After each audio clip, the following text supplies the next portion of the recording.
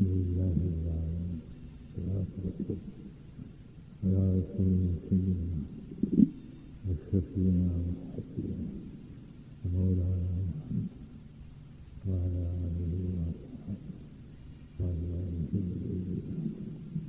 وأهل بيته أما بعد أعوذ بالله من الشيطان الرجيم الله ورسوله لعلكم صدق دوست انسان اس دور میں سے گزر رہا ہے جس دور کی نزاکتیں کچھ تو ہمارے سامنے ہیں اور کچھ بازوں کے علم میں نہیں. آپ نے سنا ہوگا اور اس کا تجربہ بھی ہوا ہوگا کہ حافظ صلی اللہ علیہ وسلم کا دور جو قرون اولیٰ کا ہے، ایسا مبارک بھی ایسے مبارک ایام اور ایسے مبارک دور کبھی نہ آیا. ان کے بعد اللہ رب العزت پروردگار عالم جل شانہ نے جو حقیقت کے دین حضرت صلی اللہ علیہ وسلم کو دیا تھا، انہیں رفتہ رفتہ انسانوں نے وہ تبدیلیاں کی کہ آج اگر انسان صحیح طلب کے ساتھ اور شوق اور تجربوں کے ساتھ اگر تجسس کے اس کو حاصل کرنے کی کوشش نہ کرے تو صحیح دین کیا ہے وہ سمجھ میں نہیں آتا. حتیٰ کہ قرآن ہے، احادیث ہیں، سکہ ہے، ایک ایک چیز بالکل صحیح ہے، لیکن اس دور میں انسانوں نے بار اپنی سمجھ کے اعتبار سے اس کو پیش کیا، جس کا نتیجہ یہ نکلا دوستوں بزرگوں کہ انسان کو یہ سمجھ میں نہ آیا کہ دین کیا ہے اور کیسا ہونا چاہیے. ان کے ساتھ ساتھ انسان دین قرآن کے ترجمے کے اعتبار سے صحیح سمجھ میں آیا اور احادیث مبارکہ کے ترجمے اور تفسیر کے اعتبار سے صحیح سمجھ میں آیا تو وہ شوق نہ رہا کہ اس کی حقیقت کو پہنچا. اور یہ حقیقت ہے کہ انسان صحیح اسلام اور صحیح ایمان کو علم کے اعتبار سے پا لے، لیکن اس کے بعد اس کے تاثر اور ان کے حقائق جو دل کے اندر پیدا ہوتے ہیں وہ اگر نہ ہو تو بہت کمی رہ جاتی ہے. میں نے یہ جو مقدمہ باندھا ہے یہ اس لیے باندھا ہے کہ یہ مہینہ رجب کا ہے، اختلاف ڈالنے کی بات نہیں ہے. اور 27 تاریخ کو جو آتوار کا دن اور پیر کی رات ہے، عام طور سے شب معراج یعنی شب تو فارسی میں کہتے ہیں اور لیل عربی میں کہتے ہیں کہ حضور صلی اللہ علیہ وسلم کو معراج اس مہینے میں ہوئی تھی. لیکن محدث عبدالحق تحریر رحمۃ اللہ علیہ بڑے محقق ہیں، عالم بھی ہیں اور بڑے مشائخوں میں سے ہیں، بہت کسی مشائخوں میں سے، اور حضور صلی اللہ علیہ وسلم کے بڑے شہداء اور مشائخوں میں پیران پیر کے لیے بڑے شہداء ہیں. وہ فرماتے ہیں اکثر محدثوں نے کی رائے ہے کہ حضور صلی اللہ علیہ وسلم کو معراج رمضان میں ہوئی ہے یا ربیع الاول میں ہوئی ہے. اکثر یعنی زیادہ تر محدثوں کی یہی رائے یا تو رمضان میں ہوئی ہے یہ جمادی ربیع الاول میں ہوئی. لیکن اس وقت یہ بات پیدا ہمیں کرنی چاہیے تاکہ امت کے اندر اختلاف پیدا ہو جائے، اس لیے کہ امت میں جو ان پڑھ ہوتے ہیں اس کو جذبات سے لیتے ہیں. اہل علم نے اس کو دبا رکھا ہے، یہ حقیقت ہے. اہل علم نے اس کو دبا رکھا ہے، لیکن بہرحال یہ حقیقت ہے کہ نبی پاک صلی اللہ علیہ وسلم کو معراج ہوئی. بعض کہتے ہیں کہ روح سے معراج ہوئی، صرف یہ غلط ہے، بلکہ جسم اطہر سے آپ کو معراج ہوئی ہے. اور ایسی معراج ہوئی ہے کہ آدم علیہ السلام سے لے کر آج یعنی حضور عیسیٰ علیہ نبی علیہ السلام تک کسی نبی کو اس شان سے معراج نہیں، اس شان سے معراج نہیں. لیکن میں عرض یہ کرنا چاہتا تھا کہ ہمارے ان معاشرے میں ہر مہینے کے کچھ بدعتیں قائم ہو جاتی ہیں. جیسے عورتیں رجب کی روٹی پکاتی ہیں، جیسے رجب کی روٹی پکاتی ہے، شعبان کا حلوہ پکتا ہے اور محرم کا حلیم پکتا ہے. اس کو ایک ہی حدیث سے کاٹ دیا جاتا ہے. اصلاح سے فرمایا الدین حسن کما قال اصلاح السلام، دین سہل ہے. اگر حلیم دین میں شامل کیا جاتا ہے تو غریب کے لیے مہنگا ہے، پھر یہ حدیث پروار ہے. اور اگر حلوہ شب یعنی شعبان میں داخل کر دیا جاتا ہے 15 تاریخ کو تو پھر حلوہ غریب کے لیے مشکل ہے. تو الدین اسرم دین سہل نہیں جاتا. اور اگر رجب کی روٹی سے شامل کر دی جاتی، غرض کے میں آپ کو سچ کہتا ہوں، جب انسان نفسانیت سے آتا تو مبارک مہینوں کو جس میں کہ اللہ رب العزت کی قربت حاصل ہو اس کو انسان نفسانیت سے لے جاتا ہے. انسان نفسانیت سے لے جاتا ہے. جیسے آپ نے دیکھا ہوگا کہ عید الفطر و عید الاضحیٰ اس وقت انسان ہر ایک ہم میں سے نئے کپڑے پہنتا ہے اور عطر لگاتا ہے اور بڑی شان سے مسجد میں نماز پڑھنے آتا ہے. لیکن دوسرے رخ پر دیکھیے کہ جنہوں میں ایسا اہتمام نہیں ہوتا، یعنی عام لوگوں کا جتنی کثیر تعداد میں عید کی نماز پڑھی جاتی ہے، اتنی کثیر تعداد میں اور اس شان و شوکت سے اور کرو و فر سے جمعے کی نماز نہیں پڑھی جاتی. تو یہ جذبات کا مسئلہ ہوا. حالانکہ جمعے کی نماز فرض ہے، عید کی نماز واجب ہے. عید کی نماز جمعے کی فرضات کے درجے کو پہنچ ہی نہیں سکتی، لیکن اس کو اتنی اہمیت دے کے غیر قوموں کے سامنے مظاہرہ کیا جاتا ہے کہ عید کا دن کتنا اہم ہے. واقعی اہم ہے، یقیناً اہم ہے. لیکن جمعہ جیسے سیدنا عباس رضی اللہ تعالیٰ عنہ کو کسی نے پوچھا کہ حضرت سارے ایام میں بہتر مہینہ دن کون سا ہے؟ آپ نے فرمایا جمعہ. جمعے سے بڑھ کر کوئی دن نہیں. اللہ اکبر کبیرہ. ان کی بہت فضیلتیں ہیں. پھر پوچھا سب سے بڑھ کر مہینہ کون سا ہے؟ آپ نے فرمایا رمضان. اور پھر فرمایا سب سے بڑھ کر عمل کون سا ہے؟ آپ نے فرمایا کہ نماز. نماز سب سے بڑھ کر عمل ہے اور سب سے بڑھ کر دن جمعہ ہے اور سب سے بڑھ کر مہینہ رمضان ہے. اسی طرح رمضان اللہ کا مہینہ ہے.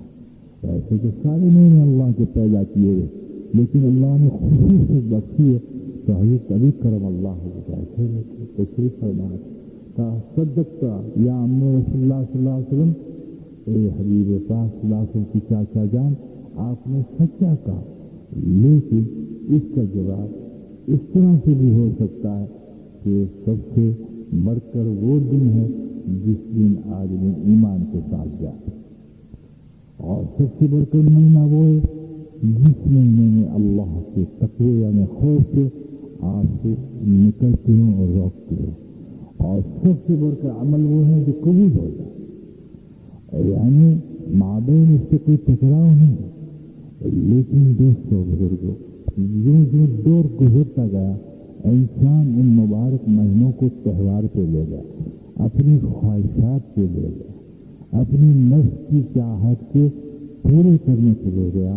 اس طرح سے جب رجب، شعبان اور رمضان آتے ہیں تو دوستوں بزرگوں اس میں بہت کچھ خرافات ہوتی ہیں جس میں کوئی ثبوت نہیں ہوتا، کوئی ثبوت نہیں ہوتا۔ اس لیے کہ ہمارے یعنی حضور صلی اللہ علیہ وسلم کے دین اسلام میں کوئی میٹھی کی سنت نہیں ہے، کوئی میٹھی کی سنت نہیں ہے۔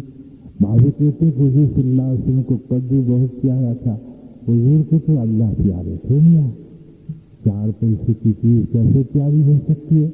اللہ کی نعمت تھی، اس کی قدر کرتے ہر نعمت کو فرمایا حضور صلی اللہ علیہ وسلم نے کہ تمہاری خواہشات کے مطابق کوئی چیز نہ پکی ہو تو تم اس کا گیلا نہ کرو، یعنی اس کو برا نہ کرو، مت کھاؤ، چھوڑ دو۔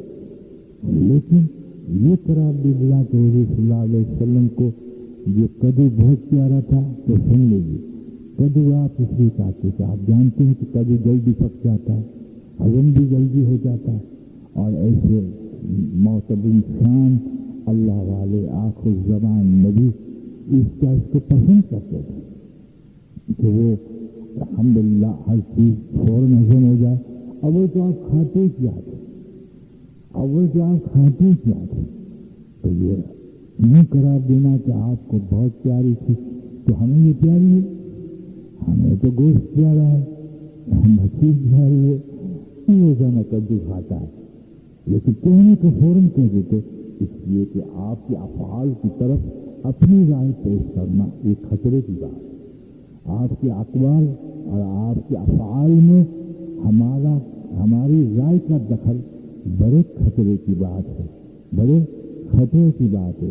ہاں اس میں ضرور بات ہے کہ حضرت محمد صلی اللہ علیہ وسلم کا قول اور فعل کی اتباع، جیسے حضور صلی اللہ علیہ وسلم غذاؤں کے اندر معتدل رکھتے تھے کھاتے کو، ایک گرم غذا کھائی تو آپ ٹھنڈی غذا بھی کھاتے تھے، گرم غذا کھائی تو آپ ٹھنڈی غذا کھاتے تھے، اور ٹھنڈی کھائی تو گرم کھاتے تھے تاکہ معتدل ہو جائے، اس لیے کہ نبی پاک صلی اللہ علیہ وسلم اس بات کو پسند نہیں کرتے تھے بدن میں زیادہ گرمی بڑھ جائے، زیادہ سردی بڑھ جائے۔ بہرحال قول اور افعال اور ان کے علاوہ دوستو ان مہینوں کے خاکوں کے اندر ہم رواجی خاکوں پہ چلے گئے، اور اس لیے کہ ہمارا اس میں تجسس نہیں، اور طلب صادق نے رجب اور شعبان کے اندر حضور صلی اللہ علیہ وسلم نے کیا کیا، آپ کتاب میں اٹھا کے دیکھیے تو آپ حیران ہو کر رہ جاؤ گے۔ اتنی روایتیں ملتی ہیں رجب کے متعلق اور دوسرے مہینوں کے متعلق، محدثوں نے اس کو کاٹ کر رکھ دیا، ہاں، اور حضور صلی اللہ علیہ وسلم سے منسوب ہے، اور ان کے راوی جھوٹے ہیں، یعنی محدث حضرت ہے جس کا نام میں نے ابھی لیا عبدالحق دہلوی نے جو کتاب لکھی ہے مومن کے سال اور دن، ان کو اٹھا کے دیکھیں تو آپ حیران ہو کر رہ جائے کہ اگر انسان کو ایک طرفہ یہ روایت مل جائے تو انسان کہاں ہو کر گمراہ نکل جائے۔ اس لیے ہم اخباروں میں بھی پڑھ لیتے ہیں ابھی، لیکن اخبار والے یہ نہیں لکھتے کہ راوی کون ہے، اور کتاب کا بھی حوالہ نہیں دیتے، ایسے اوپر لکھ دیا کہ حضور صلی اللہ علیہ وسلم نے ارشاد فرمایا۔ اب طبیعت پھرا کے رہ جاتی ہے تو اس کا انکار بھی نہ کر، اور اس کو ماشاء اللہ اقرار بھی نہ کر، نہ کوئی راوی ہے اور نہ تو ماشاء اللہ کتاب کا حوالہ ہے، بس دھڑا دھڑ اخباروں میں حدیثیں چھپ رہی اور قرآن کے ترجمے چھپ رہے، حالانکہ قرآن کے ترجمے بہت نے کیے ہیں میاں، کئی فرقوں نے کیے ہیں، اور بڑا فرق پڑتا ہے، ہر فرقے نے اپنی طبیعت سے ترجمہ کیا میاں، تو حقائق سے کوئی حقیقت ہم کو نہیں ملتی، اس لیے کہ ہم اس چیز سے نہیں جاتے جس پر اللہ نے کہا والذین جاہدوا فینا لنہدینہم سبلنا وان اللہ لمع المحسنین، جو ہماری راہوں میں یعنی ہمارے اندر محنت کرتے ہیں، کوشش کرتے ہیں لنہدینہم سبلنا، تحقیق ضرور یعنی البتہ ہم اس کے لیے راستے کھول دیتے ہیں، کہ اللہ کا وعدہ ہے، لیکن ہمارا تجسس اسباب کے نقشوں میں ہے، اور اپنی خواہشاتوں کے نقشے میں ہیں، تو میں نے عرض کیا کہ اس دور میں اگر ایک انسان خوب سن لیجیے، اگر سب جو ہے طلب صادق کے ساتھ اگر دین کے تجسس میں اور دین کی تحقیق میں نہیں پڑتا تو گمراہی لازمی ہے، عقائد میں بھی اور مسائل میں بھی، عقائد میں بھی اور مسائل میں بھی دیا۔ حتیٰ کہ آپ کو پتہ ہے کہ عالم کے عمل کا مشاہدہ ہے وہ بھی حجت نہیں بنتا کہ عالم اپنے جسم کو عبادت میں استعمال کر رہا ہے، یہ بھی حجت نہیں بنتا۔ مثلا ایک عالم ہے اور باقاعدہ صحیح عالم ہے علماء حق میں سے، لیکن اس نے ماشاء اللہ گھٹنوں کے جو ہاتھ رکھے ہوئے ہیں وہ کچھ اونچے رکھے ہوئے ہیں، انگلیوں سے لاتے مضبوط پکڑا، تو ہم یوں کہیں کہ بڑے عالم تھے، انہوں نے رکوع کو اس طرح کیا، تو خدا پاک کی قسم یہ صحیح نہیں ہوگا، بلکہ ہمیں خود کو یہ علم ہونا چاہیے کہ گھٹنے سے ہاتھ کیسے رکھنا چاہیے۔ ہاں، ہمیں یہ ایسے زن کرنا چاہیے کہ شاید مولوی صاحب کو کوئی عذر ہے، عذر کے تحت ہوتا ہے۔ جیسے میں نے صبح بھی بات کی تھی کہ ایک مسجد میں ہم گئے، وہاں دین کی محنت ہو رہی تھی، تو وہاں پر عشاء بہت دیر سے ہوتی تھی، یہ تقریباً میں سمجھتا ہوں 20 سال کے پہلے کی بات ہے۔ چنانچہ مولوی امام صاحب سے مرحوم ان کا انتقال ہو گیا، اچھے مولوی تھے ماشاء اللہ۔ تو ہم جب گئے تو نماز کھڑی ہو گئی تھی، لیکن ہم فارغ ہو کے دوسری مسجد سے آ گئے تھے، وہاں عشاء بڑی دیر سے ہوتی تھی، جیسے ہمارے یہاں اتوار کو دیر سے ہوتی ہے۔ تو وہاں پر ہم نے دیکھا کہ جوتے نئے اور ایسے پڑے ہوئے تھے، تو میں نے ساتھیوں کو کہا کہ میاں ہم نفل کی نیت سے کیوں کھڑے ہو جائیں، بلکہ ان جوتوں کی نگرانی کریں تو اٹھا کے لے جائے گا بیچاروں کا، تو چلو ہم یہی خدمت کریں۔ ساتھی رک کے ہول تھا، سامنے سے مولوی امام صاحب نے وضو کیا اور دوڑے، وضو کیا اور دوڑ کے بیچ میں ٹھہر گئے، پھر آہستہ چلے۔ میں نے دوستوں کو پوچھا کہ جانتے ہو کہاں عالم ہے، صحیح عقائد ہے، مسائل بھی اچھے جانتے ہیں، بلکہ ان کے سسر بھی مفتی اعظم ہیں وغیرہ وغیرہ۔ تو میں نے کہا کہ پھر مشاہدے کا علم کیا کہتا ہے، مشاہدے کا علم کیا کہتا ہے، اور وہ یہ کہ وضو کر کے دوڑنا پھر پھیل جانا، یہی نا جہاں میں نے کہا نہیں، مسلم شریف میں آتا ہے حضور صلی اللہ علیہ وسلم فرماتے ہیں کہ وضو کر کے یعنی نماز کے لیے دوڑو نہیں۔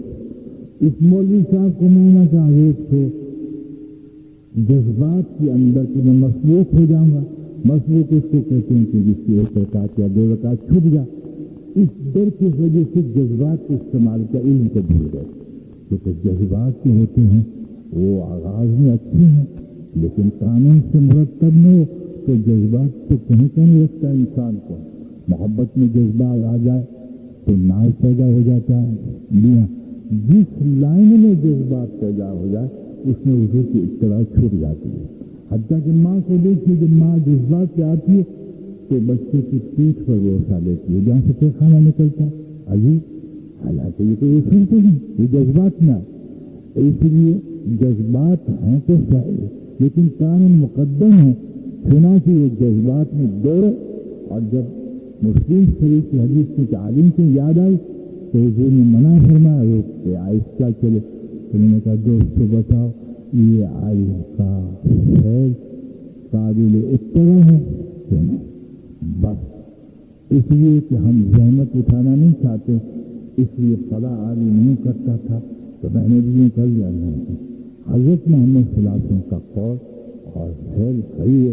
ہاں اتنا ضرور ہے کہ ہم تنقید نہ کریں اس مولوی صاحب سے، بلکہ اس کا عذر قرار دیں، یہاں سے کوئی عذر ہوگا تو دوستو جب تک یہاں تک ہماری رسائی نہ ہو ہمیں دین صحیح حاصل نہیں ہوگا۔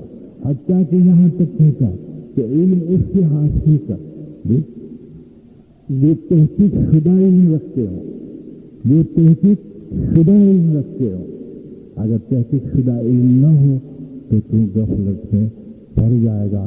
پھر احادیث کی اقسام کتنی ہیں اور مسائل کے اندر فتوا کس پر ہے اس پہ عمل کرنا پڑے گا. جیسے ایک شخص میرے پاس آیا, اس نے کہا کہ یہ کون سا یہ اس مسئلے کے بارے میں کیا ہے کہ انسان جب داڑھی رکھاتا ہے تو اس کو منہ سے مونڈنی چاہیے. میں نے کہا امام یوسف کے نزدیک تو ہے کہ داڑھی رکھوا اور منہ سے منڈوا, مگر میں نے اس سے نہیں, میں ایک مفتی صاحب سے پوچھ کے آیا, یہ بھی تقریباً 20 سال کی بات ہے کہ میں بولتا. وہ نام لیا انہوں نے کہ فلاں جگہ مفتی صاحب رہتے, انہوں نے کہا. میں نے کہا دیکھیے مفتی کا قصور آپ نہ نکالیں, اس لیے کہ آپ نے جیسے پوچھا ایسا جواب دیا ہوگا. جی ہاں. تو انہوں نے کہا نہیں صحابہ کرام منہ سے منڈواتے تھے اس طرح سے اور داڑھی رکھواتے تھے. تو میں نے کہا تم جا کے مفتی صاحب سے پوچھ کہ فتوا کس پر ہے. میں نے کہا سن, یہاں سے سن کے جا پھر پوچھ. میں نے کہا امام یوسف کے نزدیک ہے کہ داڑھی رکھو اور مجھ سے منڈواؤ. یہ لیکن امام محمد یہ ابو حنیفہ حضرت نعمان بن ثابت رحم اللہ علیہ السلام ہے, وہ اور امام ابو حنیفہ دونوں کہتے کہ مجھ سے کتروا اور داڑھی رکھو, اس سے فتوا. وہ دوبارہ گیا تفصیل سے بات ہو کیا سے فتوا. آپ دیکھا اب قوموں میں خواہ مخواہ جھگڑے ہو, آدمی سے بحث کرتے جھگڑے کرتے, پوچھنا نہ آئے تو بھی خطرہ ہے, سمجھنے نہ آئے تو بھی خطرہ ہے, اور اہل علم کو بتانا نہ آئے تو بھی خطرہ ہے. میں آج کچھ سیدھا باتیں کرنا چاہتا ہوں, اسی لیے ایک رخ سے پھیرے. اسی مشائخ فرماتے ہیں کہ اگر تجھے شوق اور طلب ہے تو دل ایک ایسا مفتی ہے کہ تجھے اس پر نظر ثانی کرنے پر ابھارے گا, دل کھٹکے گا. یعنی طلب صادق کے لیے اللہ نے ایک نظام رکھا جس کے ذریعے دل کو خبردار کیا جاتا ہے کہ دوبارہ اس پر جو ہے نظر ثانی کی جائے. میں آپ کو سچ کہتا ہوں, اور اس دور میں آپ جانتے مختلف قسم کے اہل علم ہیں. عقائد کے اندر بھی ایک سے پوچھے تو کوئی اور کہتا ہے, دوسرے سے پوچھے تو اور کہتا ہے. کوئی کہتا ہے یہ حرام ہے, کوئی کہتا ہے یہ ثواب ہے. اب جائے گا انسان کہاں, مجھے آپ بتائیے. جی کوئی کہتا ہے کہ یہ ثواب ہے, یہ تفصیل اس لیے نہیں چھوڑتا کہ میں خانقاہ کا خادم ہوں, اگر خانقاہ کا خادم نہیں ہوتا تو میں ساری باتیں یہ کھول دے. لیکن آپ جانتے ہیں کس کی قدر دیا کہ بعضوں نے حرام کو حلال کا اور بعض حلال کو حرام کا. لیکن حضرت محمد صلی اللہ علیہ وسلم نے کسی مسئلے کو چھوڑا نہیں. لیکن ہماری طلب جب صادق نہ ہو دوستوں بزرگوں تو پھر ہم کھو کر کھا جاتے. چنانچہ ہم نے ایک مسئلہ ماشاء اللہ ایک شخص سے پوچھنے کو کہا, میں نے کہا اس فتوے کا مسئلہ ہے تم اس کے پاس چلے جاؤ.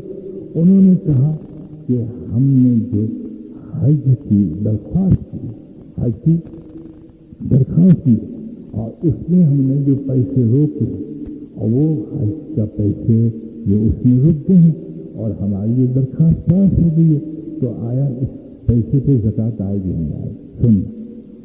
سننا مفتی کو پوچھ کر بولیا, وہ دو مفتیوں نے کہا کہ زکوٰۃ آئے گی, دو مفتیوں نے کہا زکوٰۃ آئے. میرے دل میں کھٹکا ہوا, میں نے بڑے مفتی صاحب کے پاس گئے, انہوں نے کہا کہ وہ تو صرف ہو گئے, اس سے زکوٰۃ نہیں آئے گی. دیکھا آپ نے اب کہاں جایا. اس لیے یہ تنقید کی بات نہیں, کمی ہم پر اوڑھ لینی چاہیے, ہماری کمی. اس لیے کہ ہم چھوٹے عالم کو فتویٰ پوچھ لیں یہ کیسے ہوگا. بلکہ مسئلہ بھی اگر پیچیدہ ہو تو ہم پختہ عالم سے پوچھیں, اور معمولی مسئلہ ہو تو تازہ دم جو فارغ ہے اس سے پوچھ لیں. لیکن بڑے مسائل کو ہم چھوٹے عالم سے پوچھ لیں تو یہ کیسے حل ہو سکتا. چنانچہ سفینہ حجاج کے اندر ہم سفر کر رہے تھے دوستوں, تو ماشاء اللہ دوست میرے پاس ہے, تو میں ماشاء اللہ دین کی محنت میں تھا. میں نے کہا ہمارا اصول نہیں ہے کہ ہم کوئی بات کہیں, تم جو پوچھنا چاہتے ہو کہ جو ہم نے مال خریدا آیا یہ خریدنا جائز ہے اور اس کو خرید کر کراچی میں لے جانا جائز ہے. تو میں نے کہا جاؤ بھائی مولوی امام صاحب سے سن کے, میں نے کہا مولوی انور صاحب, میں نے ان کو جا کے پوچھا مولوی, وہ ان کو جا کے پوچھا, انہوں نے کہا ناجائز ہے. مجھے تو ایک ٹھنس ایسی لگی کہ مسئلہ تو میں جانتا تھا, لیکن میں جان بوجھ کے اس لیے نہیں بتایا کہ کیونکہ جماعت کا مسئلہ تھا اور اصولوں کے اندر کچھ ہمیں رکاوٹ ہوتی ہے. چنانچہ اس نے کہا بھیا یہ تو ناجائز قرار ہے.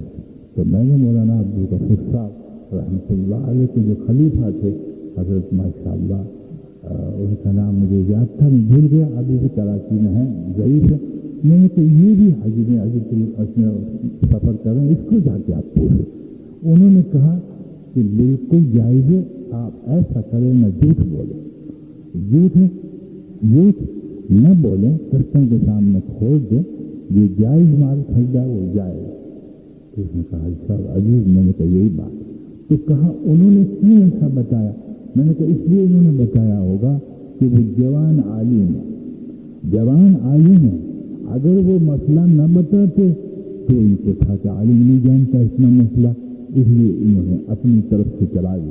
جیسے حضرت علی کرم اللہ کے فرماتے یہ بڑا کمال ہے کہ انسان ایک عالم ہے اور یوں کہے میں یہ نہیں جانتا، یوں کہے میں نہیں جانتا. جیسے ایک وقت امام شافعی رحمۃ اللہ علیہ جو علم کے کمال پر ایک بات کسی نے پوچھی تو کہا مجھے پتا ہے. سوال عرض کے بارے میں جب ماشاء اللہ پوچھا گیا تو ان بزرگوں کو کھولوں کو آپ دیکھیے. اور امام شافعی فرماتے کہ میں اس کو نہیں بتا سکتا، تیامی 6 دن کے اندر ہم نے اس زمین و آسمان کو بنایا اور اس کی طرف قرار پایا تو میں اس کو نہیں جانتا، اور سب کے قرار کی کیسے تو کون جانتا ہے. اگر امام مالک کو پوچھا گیا فرمایا یہ بدعت ہے. اللہ اکبر کبیرہ. تو کہیں سے جواب نہیں ملا. اور یہی حق پرست ہے اور یہی علماء ہیں جو اپنی آن اور بان کو سامنے نہیں رکھتے بلکہ کہہ دیتے ہیں کہ میں نہیں جانتا. لیکن یہ ساری کی ساری چیزیں بیان کر کے میں اپنے نفس کے لیے اور آپ کے لیے کہنا چاہتا ہوں کہ حق کو تلاش کرنا ہو تو اس دور کے اندر بڑی محنت کرنی پڑے گی، بڑی دعائیں مانگنی پڑے گی، اللہ سے آگے گڑگڑانا پڑے گا. جب حق نصیب ہوگا، جی ہاں جب حق نصیب ہوگا. اور پھر اس دور کے اندر دوستوں جب کہ مادے کا دور ہے، آپ کو پتہ ہے کہ انسان حق بتانے میں کسی کی بھی رعایت کر جائے تو مصیبت ہے. حق بتانے میں کسی کی رعایت نہ ہو اور اس کا دل آزاد ہو، مخلوق سے بے نیاز ہو، کوئی لالچ نہ ہو، کوئی خطرہ نہ ہو. جب ایک انسان حقیقت پر پہنچ کر ایک بات بتا سکتا ہے. چنانچہ سیدنا عمر رضی اللہ تعالیٰ کے پاس حضرت زبیر رضی اللہ تعالیٰ تشریف لائے. کہا جو کیس آپ نے ہاتھ میں لیا، ان دنوں امیر المومنین تھے، جس کیس کو آپ نے ہاتھ میں لیا اس کیس کے بارے میں جو آپ نے کیس چلایا ہے، لیکن بات یہ ہے فاروق اعظم نے کہا زبیر تو اس کا اہل ہے، میں اہل نہیں ہوں، اس لیے کہ تو بات کو سمجھا.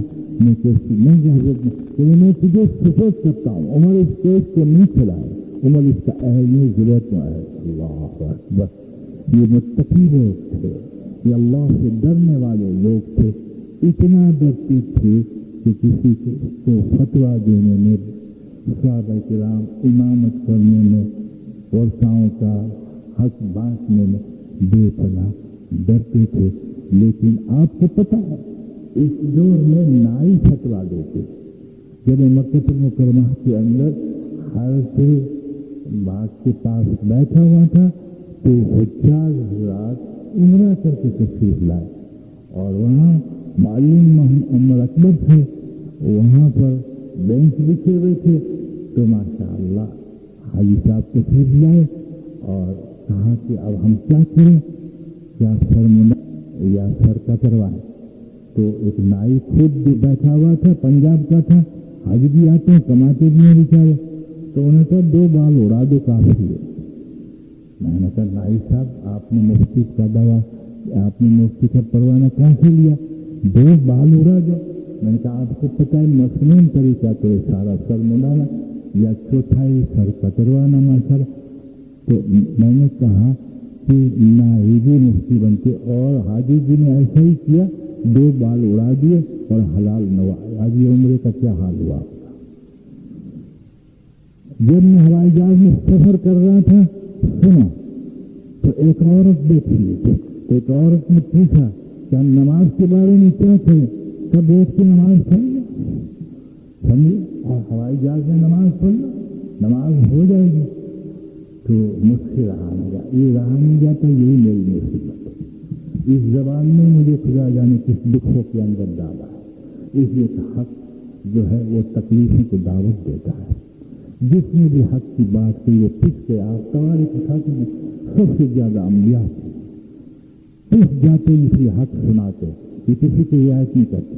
میں نے کہا بہن آپ جو انگریزی پڑھی لکھی ہوئی ہیں، آپ کو پتہ ہے کہ ہوائی جہاز میں نماز نہیں ہوتی، آپ کو دوہرانا پڑے گا۔ کہ نہیں بالکل نہیں ہو جاتی۔ میں نے کہا مفتی صاحب میں نام لے دوں، مولانا بنوری صاحب بھی یہی فرماتے ہیں، مفتی محمد شفیع صاحب بھی یہی فرماتے ہیں، اور سب یہی فرماتے ہیں کہ نہیں بالکل اب کیا کرنا ہے مجھے بتائیے۔ میں نے ان پنجابی عورتوں کا میں نے اماں جان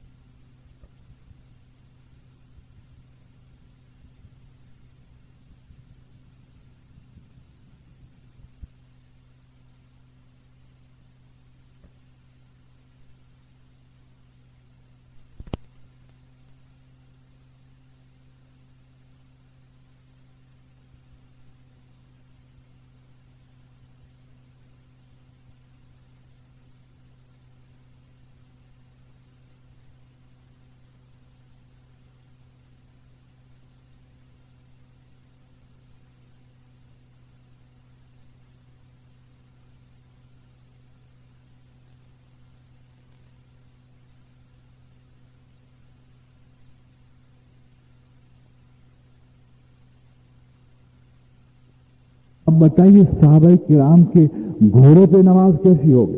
میں نے کہا گھوڑے کے سنگ زمین پہ لگے ہوئے تھے اور چپ ہو گئے۔ اب پنج گانا نماز داری حسب تھے تو آسان سے بھی لوگ مسائل کو بگاڑتے۔ میں نے کہا گھوڑے سنگ سے بڑے تھے اس لیے کہ ہوائی جہاز کے پہیے، ہوائی جہاز جو ہے وہ زمین پہ نہیں لگا، اور زمین پہ لگنا شرط ہے۔ اس لیے اگر تم نے اہتمام صلاح کے اعتبار سے نماز پڑھ لو، لیکن دوہرانا ضروری۔ اس لیے مولانا محمد شفیع صاحب نے یہ فرمایا کہ ہوائی جہاز میں نماز پڑھ دو پھر دوہرا دو۔ تو ہم بیٹھے ہوئے تھے تو مولانا بنوری صاحب نے کہا تم نے جب دورانی تو کھاما ڈبل تکلیف کیوں اٹھاوے؟ جی ہاں، بڑوں کی تکرار ہوتی ہے تو بڑے نظر رہتی ہے ماشاءاللہ۔ تو میں نے کہا دوستو تو یہاں تو نائی بھی مفتی ہے، عورتیں بھی مفتی ہیں، حتیٰ کہ میں نے ایک عورت کا فتویٰ پڑھا، اس نے کہا علماء کرام کہتے ہیں قرآن کی روح سے کہ پردہ کرو، تو پردے کی یہ شرائط کہ ہر ایک کو ماں باپ سمجھو، یعنی بڑا ہو تو اس کو باپ سمجھو، اور اس سے ہم سے بڑا ہو تو بھائی سمجھو، پھر شوہر کو شوہر سمجھو، وہی پردہ ہے۔ دیکھیے آپ، میں نے خود نے فتویٰ پڑھا تو بتایا آپ کو، آتا ہے کتابوں میں کہ آخر دور میں جاہل فتویٰ دیں گے، خود بھی گمراہ ہوں گے اور دوسروں کو گمراہ کر۔ لیکن یہاں تک کہتا ہوں کہ اگر مفتی ہو اور وہ دیانتدار نہ ہو اور انصاف نہ ہو اور کسی کی رعایت ہو اور کسی کے اثر کے تحت ہو اور نفس غالب ہو تو اس کے لیے بھی خطرہ ہے۔ جیسے حضرت جنید بغدادی کو فتویٰ غلط دے دیا، سو علماؤں نے پیران پیر کو غلط فتویٰ دے دیا، غلط بہتان باندھ دیا۔ مولانا جو ہے کیا کہتے ہیں مولانا غلام اللہ صاحب جو توحید کے بڑے بیان کرتے تھے، ان کو بھی غلط فتویٰ ملا، اقبال صاحب کو غلط فتویٰ ملا، اور حضرت مولانا محمد اسماعیل یعنی بخاری شریف کے مصنف کو بھی غلط فتویٰ ملا، اور حضرت سفیان ثوری کو بھی غلط فتویٰ ملا۔ نہ جانے کتنوں کو ملا، اور گوس ہزاروی کے 100 علماؤں کو بھی غلط فتویٰ ملا۔ اس لیے میں نے کہا یہ دور بڑا نزاکت خیز ہے، اگر چوکے تو عقیدہ ہاتھ سے نکل جائے گا، چونکہ تو عقیدہ نکل جائے گا، اور چونکہ تو اخلاق کی تدابیریں جو ہیں وہ ہاتھ سے نکل جائے گی۔ جی ہاں، اور یہ جا رہی ہے، ایسی جا رہی ہے دوستوں، میں آپ کو سچ کہتا ہوں کہ اللہ کی پناہ، اور اس کی وجہ ہے کہ جب امت کے اندر یہ شوق غائب ہو جاتا ہے کہ حق کیا ہے، حق کی جستجو اور حق کی تلاش اور حق کی طلب جب مان پڑ جاتی ہے تو انسان نے پھر رجب کیا، شعبان کیا اور محرم کیا، اس میں بدعات اور رسومات سب کے سب گھس جاتی ہیں اور انسان کہیں کا نہیں اترتا، اسراف میں چلا جاتا ہے۔ اسراف ان اللہ لا يحب المسرفین، تحقیق اللہ اسراف کرنے والے سے محبت نہیں کرتا اور اتنی خرابی پیدا ہو جاتی ہے۔ اس کی وجہ ہے کہ جب دین غائب ہوتا ہے تو بے دینی آ جاتی ہے، خلا تو ماہر ہے۔ اس لیے ہم اللہ سے یہ توفیق مانگے کہ حق کیا ہے اس کی تلاش پہ رہے، لیکن جتنا تجسس دنیا کے لیے ہے یا اور جتنی دوڑ دھوپ دنیا کے لیے، اتنی دین کے لیے نہیں۔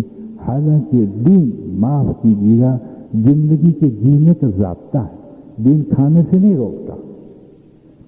حضرت عائشہ صدیقہ رضی اللہ تعالیٰ عنہ فرماتی ہے کہ حضور صلی اللہ علیہ وسلم کے جانے کے بعد اگر کوئی پہلی بدعت پیدا ہوئی ہمارے اندر تو پیٹ بھر کے کھانا ہوا، پیٹ بھر کے پہلی بدعت۔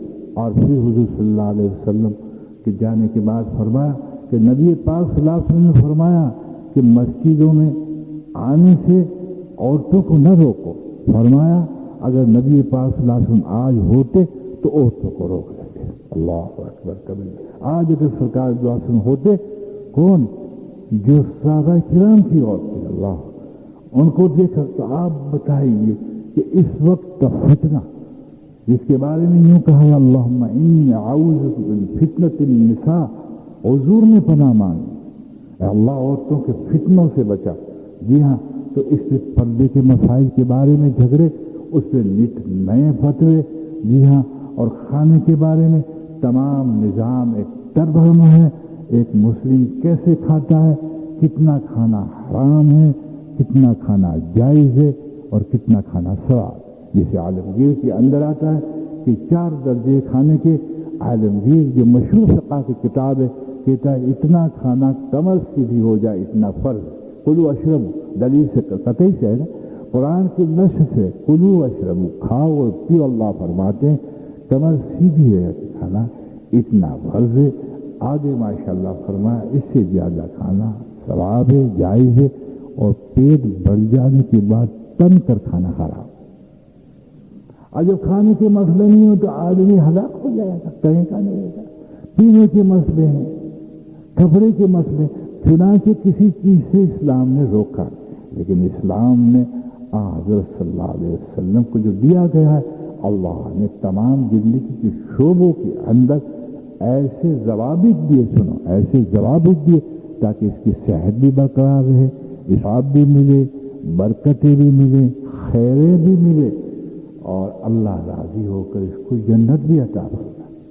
کوئی ایسا خدا پاک کی قسم شعبہ نہیں ہے جس میں حضرت محمد صلی اللہ علیہ وسلم نے ان کی رہبری کی ہے، اور ایسا کوئی جائز شعبہ نہیں جس سے اس کو روکا گیا۔ آج اسلام کو تنگ نظریے سے دیکھا، اسلام نے مرغی سے روکا نہیں، اسلام نے بریانیوں سے روکا نہیں، اسلام نے ان شکلوں کو اسلام میں ڈھالنے سے کہا۔ مثلاً ایک شخص بریانی مرغی کھاتا ہے، اگر اس کو کہتا ہے اسلام کہ تو مرغی نہ کھا تو کب کہتا ہے؟ اس وقت کہتا ہے کہ تیری شادی نہیں ہوئی اور تم اپنی نظر نہیں بچا سکتا، زنا میں گر جائے گا تو مرغی کو روک لے۔ تو یہ کس لیے کہا؟ اس لیے کہ مرغی گرم ہے، قوت باغ کو بڑھاتی ہے، اور حضور صلی اللہ علیہ وسلم نے ایک صحابی آیا، یا صلی اللہ علیہ وسلم کچھ قوت باغ کمزور ہے، آپ نے کہا انڈا کھاؤ، تو انڈے میں قوت باغ ہے۔ تو اسلام کس طرح سے روکتا ہے؟ اس لیے کہ اس کی روحانیت تباہ نہ ہو، اس کا دین جو ہے اس میں خلل نہ پڑے، تو آپ مرغی روک لیں۔ لیکن آپ نے مرغی کو جائز قرار کر کے لیا دوستوں بزرگوں، اور اس میں کفر کے مزاج کو جوڑ لیا، حضرت محمد صلی اللہ علیہ وسلم کی رہبری کو نہ لیا، تو یہ مرغی آپ کو جہنم تک پہنچا دے گی۔ یعنی مرغی تو حلال ہے ہی، لیکن اس کی گرمی کی وجہ سے جو قوت باغ پیدا ہوتی ہے اس کو آپ نے نہ سنبھالا، تو آپ کو پتا ہے کہتے کہ دوبارہ نگاہ اگر جم گئی تو آنکھوں کا بھی زنا ہے، اور اس آنکھ کے اندر جو ہے دوزخ کے اندر شیشہ پگھلا کر ڈال دیا جائے گا۔ اللہ اکبر کبیر۔ تو ہمیں سمجھنا ہے کہ اگر ہمیں اسلام کا ضابطہ کھانے پینے اٹھنے شادی میں نہیں آئے تو کفر کا ضابطہ آئے گا، اور کفر پر دوزخ ہے، کفر پر کافر تو نہیں بنیں گے آپ، لیکن کفر کا مادہ اور کفر کے اندھیری آئیں گے اور دوزخ کی طرف جائیں گے۔ اس لیے کہا دین اور دین بہت سہل ہے، اور یہ تمہاری صحتوں کو، تمہارے ایمانوں کو، تمہاری حیاؤں کو، تمام چیز کو نبھاتا ہے، تمام چیزوں کو نبھاتا ہے۔ جیسے مجھے ایروپلین کے اندر کا ہاسٹس آ رہا ہے تو برابر میں میرے ایک سیٹ خالی تھی تو میرے پاس بیٹھ گئے، تو کچھ دوست ماشاءاللہ دیندار پیچھے بیٹھے تو میرے دل میں نہیں ہوا کہ میں اس کو کہوں کہ اٹھ جا، تم جوان ہو کر خوبصورت ہو کر میرے پاس بیٹھ گئے، حالانکہ میں برا تھا اور ضعیف ہوں، لیکن پھر بھی غیرت ہے، لیکن خدا جانے کس نے دل پکڑ لیا کہ کچھ بول ہی نہیں سکا۔ تو اس نے چند ایک سوالات کیے مجھے، میں نے کہا سوالات تو اچھا کر رہی ہے، چلو موقع آیا ہے، شاید یہ ہدایت کی طرف آ جائے۔ تو اس نے کچھ چند سوالات کیے تو میں نے اس کے جوابات دیے۔ میں نے کہا دیکھ بیٹی، تو مسلمان کی بیٹی ہے، اور مسلمان ایک تفاخر کا مقام ہے، مسلمان ہونا اللہ بنا دے، حالانکہ جو لا الہ الا اللہ پڑھتا ہے وہ فتوے کا مسلم ہے، لیکن حضور صلی اللہ علیہ وسلم فرماتے مسلمان وہ ہیں جس کے ہاتھ اور زبان سے نقصان نہ پہنچے، یہ بات کی بات، لیکن حضور صلی اللہ علیہ وسلم فرمایا کہ عورت کے لیے یا تو شوہر کی گود ہے یا قبر کی گود۔ میں نے کہا تو کتنے ہاتھوں سے یہاں استعمال ہوتی ہے، ہم کو بھی کھانا دیتی ہے، حضرت کھانا کھا لیجیے، ہم تو بیٹی کی نگاہ سے دیکھتے کوئی کیسی۔ تو بات جب چل پڑی ماشاءاللہ تو اس نے توبہ کر لی کہ میں ہاسٹس کی یہ جو ہے نوکری چھوڑ دوں گی اور آپ مجھے کچھ پڑھنے دیں گے۔ میں نے کہا ضرور دوں گا ماشاءاللہ، لیکن اس نے ایک بات عجیب کہی، اس نے کہا کہ دیکھو میں پردہ نہیں کروں گی۔ میں نے کہا کیوں؟ کہ اس لیے کہ میرا دل صاف ہے، سب میرے بھائی ہیں، سب میرے باپ ہیں، ایک ہی شوہر ہوتا ہے، جب میں شادی کر لوں گی تو پردے کی کیا ضرورت ہے؟ اب آپ کو پتہ ہے کہ جو قرآن اور حدیث کی دلائل میں سے بھی الحمدللہ حکمت نکلتی ہے۔ ہاں یہ نہ سمجھے کہ مسئلہ ہی حضور صلی اللہ علیہ وسلم بتایا، بلکہ حکمت نکلتی، حکمت سے سمجھتے ہیں، اور یہ حکمت اس میں لکھتی ہے، یتلو آیات ویزکی ام الکتاب والحکمہ، یعنی حکمت کے چشمے جاری فرما دیے تھے صحابہ کے سینے میں۔ تو اللہ نے ایک حکمت سجائی، میں نے کہا تم نے سچ کہا، تو نہیں بگڑے گی، تیری آنکھ بھی نہیں بگڑے گی، لیکن تیری جیسی خوبصورت عورت کو دیکھ کر کتنے بگڑیں گے۔ یہ تیر لگا اس کو، یہ تو تم ٹھیک کہہ رہے ہو، تم کو دیکھ کر کتنے لوگ بگڑیں گے، یہ تم پر عذاب نہیں آئے گا۔ اس نے کہا میں وعدہ کرتی ہوں کہ پردہ بھی کروں دیا۔ تو میں نے کہا دوستوں بزرگوں، ایک انسان کو اگر صحبت نصیب ہوتی ہو تو مسلمان نکما نہیں ہے، جی ہاں مسلمان کے دل کی زمین نکما نہیں ہے، لیکن اس کو صحبت نہیں ہے، اس کو صحیح معنوں کے اندر تربیت میں، جی ہاں، اور وہ ایک انسان بغیر تجسس کے چلا جاتا ہے اور اپنی زندگی کے ہر شعبوں کے اندر وہ غیر کی مساوات ہو کے تیار ہو جاتا ہے، حتیٰ کہ اس کو پھر نفرت ہو جاتی ہے۔ آپ کو پتہ ہے، خوب یاد ہے، اسلام نے کسی چیز کو روکا ہے، اسلام نے گدے پہ سونے سے روکا ہے، لیکن آپ کی اور ہماری نماز ان دو گدوں کے ذریعے یا موٹے گدے کے ذریعے صبح کی نماز میں نہ اٹھتی ہو تو میں آپ کو مثال دوں، ایک دودھ والے کو پوچھ لیا کہ آپ گدے موٹے سے سو جائیے، اور وہ کہے گا میں نے تجربہ کیا بھائی 3 بجے دودھ دینے جانا ہے، تو میں تو نہ سوں کہ کیوں کہ 3 بجے دودھ جانا ہے، پھر بچے کو کیا کھلاؤں گا، اور گراہک بھی ڈانٹیں گے، سبحان اللہ، اس لیے گھر والے بھی نہ ڈانٹیں، وہ بھی ماشاءاللہ گدا چھوڑ دیں۔ لیکن صبح کی نماز گدے پہ سو کے نہ ہوتے تو آدمی گدا نہیں چھوڑتا تھا۔ اسلام بڑا سخت گدا، اسلام گدا نہیں چھوڑا 4 گدے پہ، لیکن بشرطے کہ تیری آنکھ صبح کھل جاتی ہے، تو کھل جائے گی تو کیسے کھلے گی؟ سننا، حضرت حفصہ رضی اللہ تعالیٰ عنہ جو حضرت سیدنا عمر رضی اللہ تعالیٰ عنہ کی صاحبزادی ہیں اور حضور صلی اللہ علیہ وسلم کی اہلیہ محترمہ ہے، آپ کی گھر والی، آپ پوچھتے ہیں حفصہ آج کیا بچھایا تھا؟ کہ یا رسول اللہ صلی اللہ علیہ وسلم وہ ٹاٹ وہ 4 گنا بنا کر میں نے بچھا دیا کہ حضرت کو آرام ہے۔ فرمایا نہیں، جیسے بچھاتے ہو ایسے بچھاؤ، اس لیے کہ صبح یعنی تہجد میں اٹھنے میں مانع ہوتی۔ جب نبی کریم صلی اللہ علیہ وسلم کی روحانیت जो सबसे ऊंची, उसको उठने में माने हो तो फिर हम कौन से बात के मूली है। लेकिन कोई यूं कहे कि नहीं, मैं गद्दे पे सोता हूं और फिर भी उठ जाता हूं, मैंने माना। लेकिन उठते होंगे तो थोड़ी देर सो जाओ, फिर यूं करवट लेंगे, चुस्त होकर कभी उठे तो आपकी गुलामी देखते, ना मुफ्ती उठ सकता है, ना पीर उठ सकता। जब सरकार खुद फरमाते कि ये जो तूने बिछाया काश वो 4 गुना बनाकर बिठाया था, आपने कहा मानी होती। जब सरकारी द्वार सलासन को उठने में मानी होती है तो फिर हमें ये गद्दे कैसे लिखिए आप और मैं तजुर्बा करें। आंख तो खुल जाती हो, लेकिन ऐसी मुश्किल से उठें, जी हाँ जी माए ले, फिर जा बैठे रहे, अल्लाह अल्लाह करके उसकी तौफीक से उठे। तो मैंने कहा कि इस्लाम ने पस्ती से रोका, जिन असबाब जायज में अख्तियार करके तुम गालिब नहीं बनता इस पर, इससे रोका, उसको रद्द नहीं किया।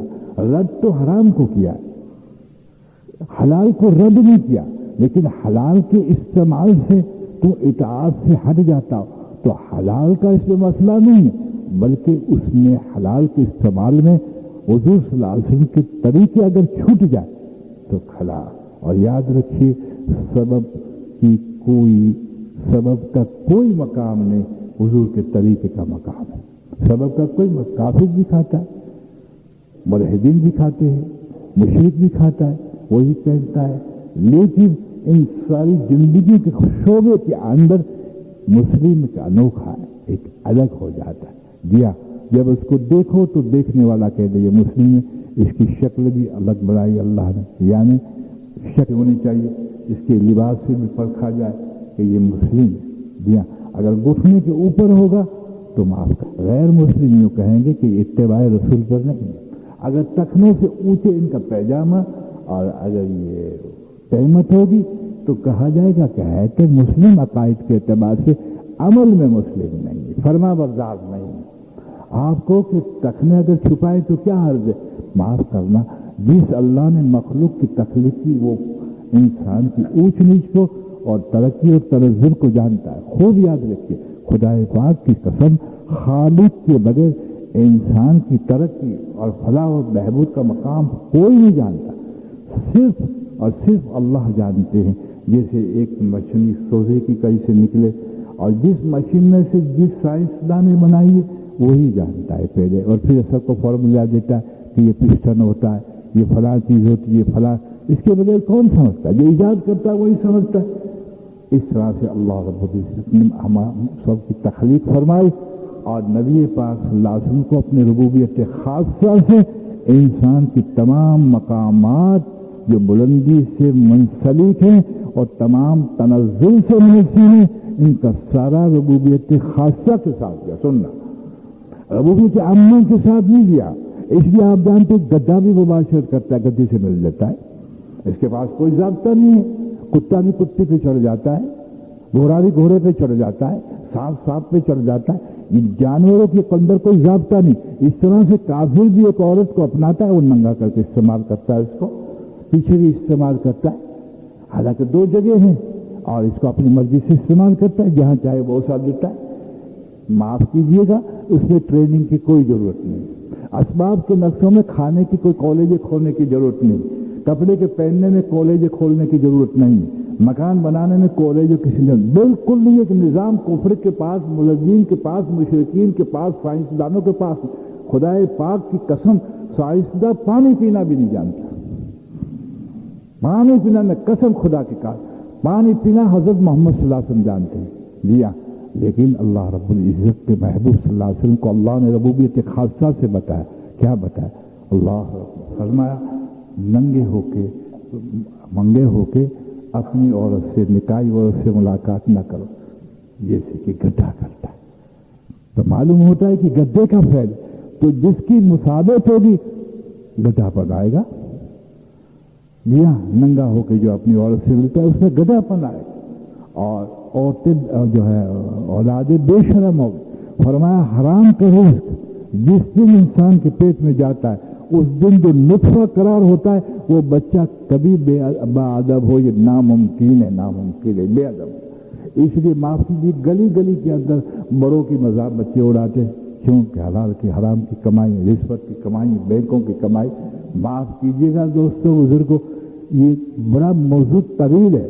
اس اعتبار سے ربوبیت خاصہ کے اعتبار سے الحمدللہ زندگی کے سارے شعبوں کے اندر حضور صلی اللہ علیہ وسلم نے گھریلو زندگی، مباشرت کی زندگی، کھانے کی زندگی، پینے کی زندگی، ماں باپ کے ساتھ حیا کی زندگی، بہن کے ساتھ ملنے کی زندگی، عورت کے ساتھ ملنے کی زندگی۔ میں آپ سے کیا بتاؤں، ایک مستقل ایک بچہ پیدا ہو اور آدمی بوڑھا ہو کے مر جائے اور قبر اور حشر تک کے ضابطے کامیابی کے دے دیے دوستوں بزرگ، یہ اس وقت ہو سکتا ہے دوست کہ جب طلب شادی کے ساتھ اس کو تعلق۔ اب آپ دیکھیے، آپ نے کہا تو قسم کھا گیا پانی کا۔ آپ مجھے ایک سائنسداں بتا کہتے ہیں حضور صلی اللہ علیہ وسلم کیا سمجھاتے ہیں کہ پانی پیو، اس کو دیکھ لو اس میں کچرا تو نہیں۔ ایک تو ڈاکٹر یہ بتایا، دوسرا قریب لے جاؤ کہ ناک سے سونگھو نے، ایسی نعمتوں کو سونگھنے منع فرمایا جیسے کتا ہر چیز کو سونگھ کے کھاتا ہے۔ ہمیں غذا کو سونگھنے کی ممانعت ہے۔ فرمایا کہ اگر قریب لے کے بدبو آئے تو اس پانی کو پھینک دو، کچرے والے پانی کو بھی پھینک دو۔ ایک اور پھر جب زبان پر لے آؤ اور ذائقہ خراب ہو تو پھینک دو۔ 3 ڈاکٹر بتایا۔ پھر فرمایا جیسے اونٹ پیتا ہے کھڑے کھڑے، ایسے کھڑے کھڑے پانی نہ پیو۔ معلوم ہوا کہ اونٹ کی صفت آئے گی، اونٹ کی صفت پینے کی صفت ہے۔ ہمارے اندر جو خرابیاں پیدا ہوتی ہیں حضور کے طریقے کے چھوڑنے پر ہمیں اس بات کا پتہ نہیں چلتا۔ فرمایا جیسے اونٹ پیتا ہے اس طرح ایک سانس سے نہ پیو، 3 سانس سے پیو۔ سنو، اور کیا فرمایا، گلاس لے کے بیٹھ کے پانی پیو، بیٹھ کر بسم اللہ الرحمن الرحیم کہو۔ تمام تعریفیں اللہ کی ہیں، تمام تعریفیں اللہ کی ہیں۔ اس لیے تاثر دیا کہ کہیں پانی کو دل نہ لے بیٹھو۔ اللہ کا تاثر دلایا کہ یہ پانی میں ٹھنڈک نہیں ہے، پانی میں کمال نہیں ہے، سب کچھ کمال ہے، اس کی نعمت ہے۔ تو نعمت دینے والے کو دل پہلے دے دو، اور ہم نعمت کی تعریف کر کے اس کو دل دیتے، یہ غضب ہے، یہ غضب ہے، یہ کفر کا نظام ہے، یہ شرک کا نظام ہے۔ کہ بسم اللہ الرحمن الرحیم شروع کرتا ہوں اللہ کے نام سے جو بہت مہربان نہایت رحم کرنے والا ہے۔ پھر کہا کہ آپ پانی ایک سانس سے پیو، اور فرمایا سانس باہر پھینکو۔ اس کا نتیجہ ہوگا کہ ہاضمہ بڑھ جائے گا۔ باہر اندر سانس نہ پھینکو، پیالے کو ہٹا لو اور باہر پھینکو، اب ہاضمہ ایسے ہوگا۔ اس کے بعد ماشاءاللہ دوسرے سانس میں پانی پیو تو کیا کہو، الحمدللہ، تمام تعریفیں اللہ رب العزت کی۔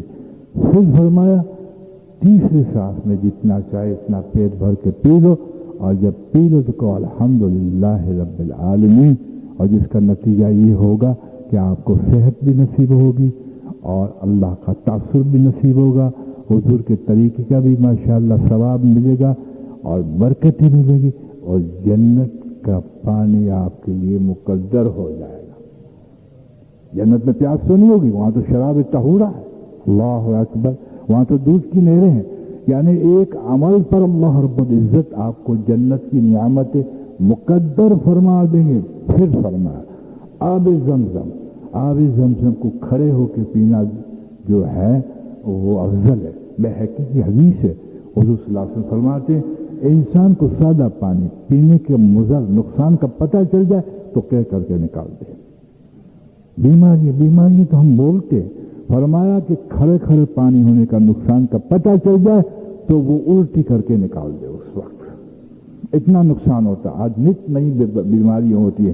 اور فرمایا کہ زمزم کو کھڑے ہو کر پینا افضل ہے، حجت نہیں ہے، کوئی بیٹھ کر پی کے پڑ سکتا، افضل تو وہاں تو کھڑے کھڑے منع فرمایا کہ یہ پانی جو ہے وہ جنت کی نہروں کا ہے، اور نبی علیہ الصلوۃ والسلام حضرت اسماعیل کی پنڈلیوں کے رسنے سے نکلا ہے، اس لیے کوئی نقصان نہیں ہے، بلکہ جس نیت سے پیو اللہ پاک وہ چیزیں دیں گے اور وہ شفا بھی دیں گے، تو اس کو افضل کرا دیا۔ اور حضرت علی کرم اللہ وجہ فرماتے میں نے دیکھا اپنی آنکھوں سے نبی پاک صلی اللہ علیہ وسلم نے وضو کیا اور وضو کا بچا ہوا پانی کھڑے ہو کے پیا، یہ عبادت کا پانی ہے، یہ عبادت کا پانی، یہ ایک جواب ہے جو کوئی انسان نہ سمجھتا ہوں تو اس کے لیے جواب ہے معترض کو، اعتراض کرنے والے کو۔ تو میں نے کہا کہ ہم نے تو اسلام کو اس لیے چھوڑ رکھا کہ بڑا سخت ہے۔ نہیں، کوئی سختی ہے، یہی تو آسان ہے۔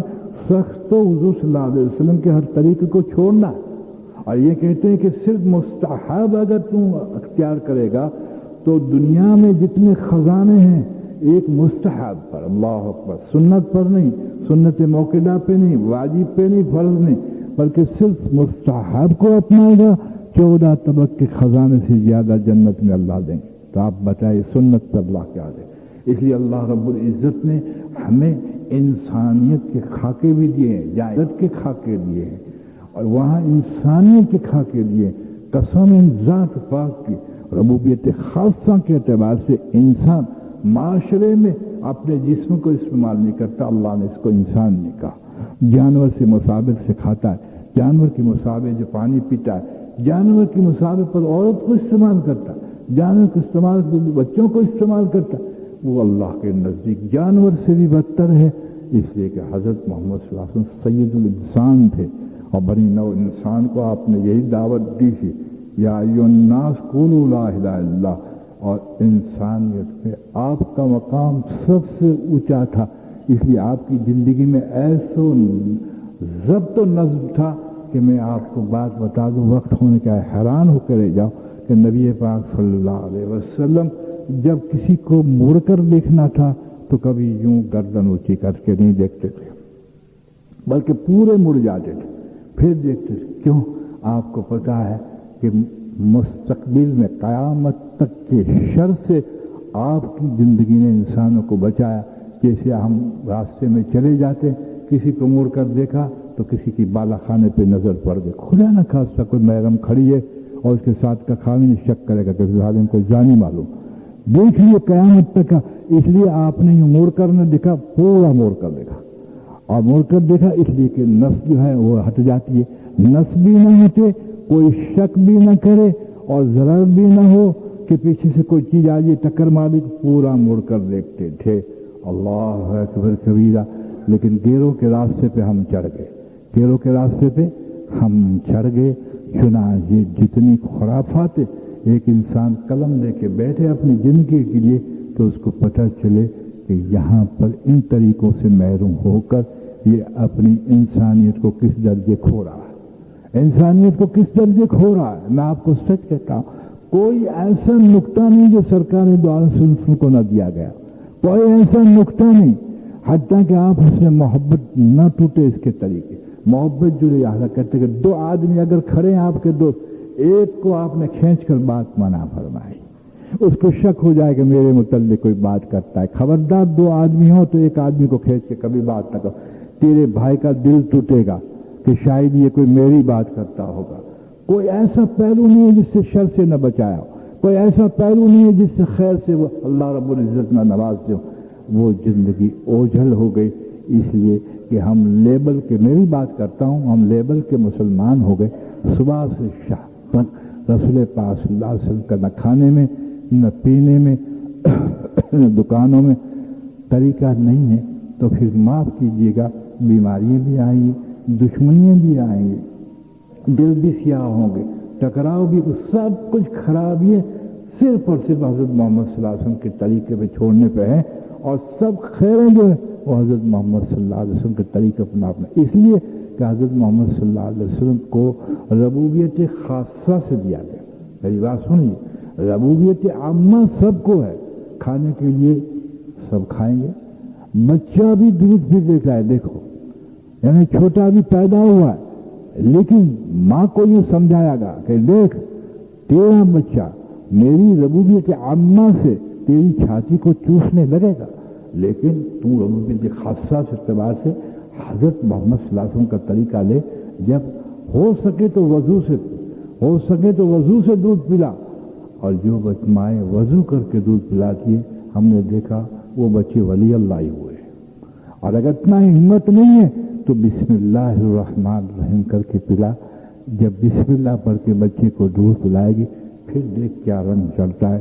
لیکن معاف کرنا، تیرا نظام سب کا حتیٰ کہ تم اب تو بوتلوں پہ لے گئی، دودھ آتی ہے کہ میرا پستان بڑا ہو جائے گا، انا للہ واللہ، تو نے حق ادا نہ کیا۔ ماں کے دودھ میں وہ طاقت ہے، کسی دودھ میں طاقت نہیں ہے، تجھے پتہ نہیں۔ کہتے ہیں کہ جب بچہ ماں کے پستان کو چوستا ہے، وہ ہر چوسنے پہ اللہ اس کو نیکیوں سے نوازتے ہیں۔ کوئی ٹھکانہ، سارا معاشرہ ہی بدل گیا، اب لیبل کی کیا ضرورت ہے کہ مسلمان اللہ تبارک تعالیٰ مجھے بھی توفیق دے اور آپ کو بھی دیکھے۔ اس لیے اس رجب میں جو خرافاتیں ہوتی ہیں اس کو چھوڑ دیجئے، یہ سب خرافاتیں ہیں۔ مسجد کو سجایا جاتا ہے، سبحان اللہ، نہ کول میں نہ پھیل میں، دل کو روشن کرنے کے لیے اسلام آیا ہے، اسراف کے لیے نہیں آیا۔ بلکہ مسجدوں میں 2 بجے تک ماشاءاللہ جو ہے نعتیں پڑھی جاتی ہیں، بوڑھے لوگ بیچارے سو نہیں سکتے، بیمار بیچارے تڑپتے ہیں، بچے بار بار جاگتے ہیں، کوئی پھر سلاتا ہے۔ یہ کون سا اسلام ہے کہ پڑوسیوں کو تکلیف پہنچائے، بیماروں کو تکلیف پہنچائے، بوڑھوں کو تکلیف پہنچائے اور ہم مزے لے لے کے ناتے؟ نہیں، بالکل نہیں۔ خدائے پاک کی قسم، حضرت محمد صلی اللہ علیہ وسلم کسی کو اذیت دینے نہیں آئے۔ خوب یاد رکھیے اس بات کو، حضرت محمد صلی اللہ علیہ وسلم تو جب پیچھے عورتیں ہوتی تھی اور بچے روتی تھی تو نماز مختصر سی کر دیتے تھے، مختصر۔ لیکن آپ دیکھو کہ شب برات جب ہوگی، بس وہ بیچارہ سرکار بھی کہہ رہے کہ بھائی لوڈ شیڈنگ ہے، اتنے بلب نہ جلاؤ، اسراف ہوتا ہے، 2 بجے تک حال۔ یہ سب کچھ نفسانیت ہے۔ ہمیں سرکار کو دیکھنا پڑے گا، عید میں، جمعے میں، کھانے میں، ہمارے آقا اور ہمارے رہبر خدا پاک کی قسم، آزادی تو جنت میں، پھر جو چاہے وہاں کریں۔ اللہ ہم سب کو قبول فرمائے۔ ہم کسی پر اعتراض نہیں کرتے، سب کے لیے دعا گو ہیں۔ ہر مسلم ہمارا بھائی ہے، سب کو، ہمیں بھی اللہ ہدایت دے اور سب کو بھی اللہ ہدایت دے، اور یہ اللہ دعا قبول فرمائے۔ وآخر دعوانا الحمدللہ رب العالمین۔ اذان ہونے والی، پھر سنت پڑھ